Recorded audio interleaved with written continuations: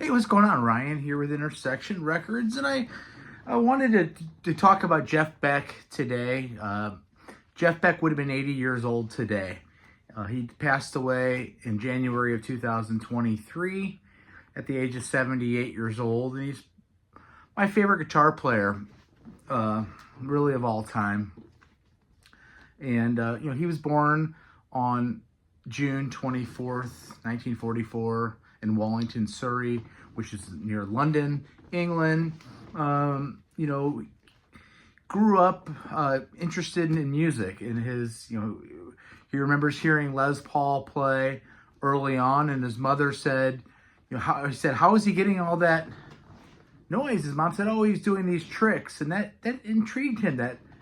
That he was doing tricks with the guitar, and the multi-recordings and looping that Les Paul was doing even back then intrigued him instead of turning him off. He was a fan of Gene Vincent and the Blue Caps, but more than that, Cliff Gallup, their lead guitar player. As a young man, he became friends with Jimmy Page, and they grew up playing guitar together in the London scene. Ultimately, Jeff joins the Yardbirds after Eric Clapton leaves and really takes them to new heights. Songs like Shapes of Things.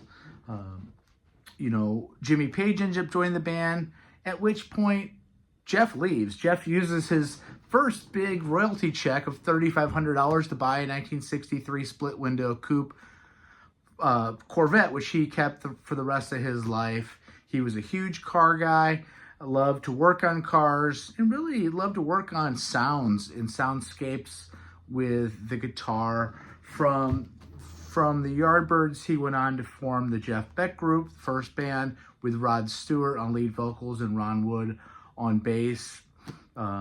They recorded seminal records in the late 60s, albums that would influence Jimmy Page in what Led Zeppelin would ultimately do.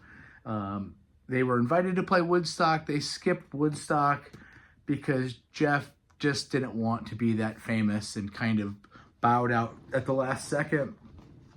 He didn't want to be a time capsule remembered for something that he did years ago, because he was always innovating. I'm going to quickly go through my 10 favorite Jeff Beck albums. This list could change at any time. And I'm going to start with 1980s, There and Back. This is a great record. It features Jan Hammer on keyboards, Simon Phillips on drums, and features songs like Star Cycle. Tony Hymas is on this record, Space Boogie, The Pump, El Becco. Really cool record. Starting to hear the 80s come in. You can even hear some of what Jan Hammer would do with Miami Vice. How about Beck, Bogart, and a Piece? So, he was clearly influenced by American rock and wanted to take the guys from Cactus and Vanilla Fudge. Maybe the idea here was to get Rod Stewart to join this power trio.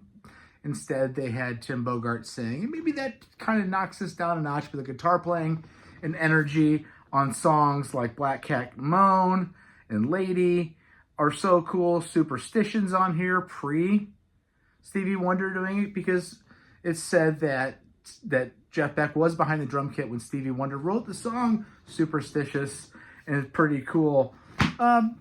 Talking about Cliff Gallup before and Gene Vincent, how about this record from 1993, Crazy Legs, which is a tribute to Gene Vincent and the Blue Caps. This is a really, really cool, with songs like Bebop Alula and Race with the Devil, Double Talkin' Baby. Check out this album, Crazy Legs, from 1993. One of my favorite, more modern Jeff Beck records was 2010's Emotion and Commotion. I love this record. I saw this tour 3 times. Narada Michael Walden was on this tour. Rhonda Smith on bass. Songs like Hammerhead, which became a live staple. Somewhere Over the Rainbow. Nessa Dorham a Puccini composition is done so well. I was at Crossroads Guitar Festival in 2010 when he did it with his band, and really that was the highlight of that Eric Clapton's Guitar Festival in 2010. Going back to his second Jeff Beck group, let's talk about their first album together with Cozy Powell on drums, Max Middleton. We have Rough and Ready. This is a really cool record. Produced by Jeff Beck. Songs like Max's Tune, songs like Got the Feeling. Really cool. But another one would be Truth, right? From the first Jeff Beck group. I need a fresher copy of this. This is just fantastic. Shapes of Things, You Shook Me, Morning Dew, Green Sleeves, Rock My Plimsoll. And then we're going to bookend it with Beckola. Just fantastic. Beckola, All Shook Up. Spanish Boots is incredible. Again, Ron Wood on bass, Rod Stewart on lead vocals. Jailhouse Rock version is incredible. Rice Pudding is unbelievable. Plinth, just so cool. Both of these records are must-have for any collection. Truth and Beckola. Getting into my top 3 Jeff Beck albums of all time, we're going to go with the second incarnation of the Jeff Beck group and the Orange Album. This is produced by legendary guitar player Steve Cropper. Again, you know, you're thinking that Jeff's looking for that American sound, and this is just a funky album featuring, again, Cozy Powell on drums, Max Middleton on piano, Bob Tench on vocals, and Clive Chapman on bass. This is an awesome record. Songs like Ice Cream Cakes. I love the soulful vocals on that. Glad All Over. Tonight, I'll Be Staying With You, which is a Bob Dylan cover. Sugar Cane, a Steve Cropper song. Just awesome stuff. My top 2 favorite would be 1975. So Beck is, you know, innovating the whole time, but he's also going back to some of his peers, like what John McLaughlin's doing with Mahu Vishnu Orchestra, and certainly what Billy Cobham did with Spectrum and the song Stratus featuring Tommy Bolin. Blow by Blow would be my second favorite.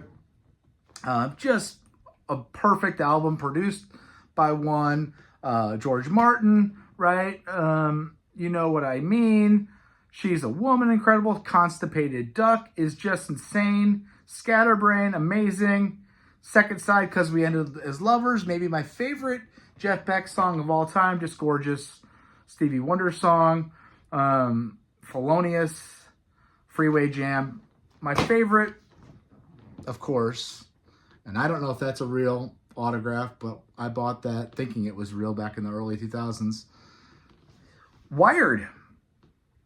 I think George Martin was supposed to produce this, but it sounds like Jan Hammer came in and saved the day. Narada Michael Walden on drums, one of my favorite players. Lead Boots. Again, Max Middleton on clavinet. Come Dancing. Goodbye Pork Pie Hat. The Charles Mingus song. Charles Mingus wrote a nice note to Jeff Beck after that came out. Blue Wind, just unbelievable song written by Jan Hammer. Play With Me. Love Is Green. Anyway, I love Jeff Beck. He's one of my favorite musicians of all time. He was born 80 years ago today. Check out my channel. We talk about great music every single day. Rest in peace, Master Beck. You were a guy that always was changing and always innovating and never resting on laurels. Peace out. See ya.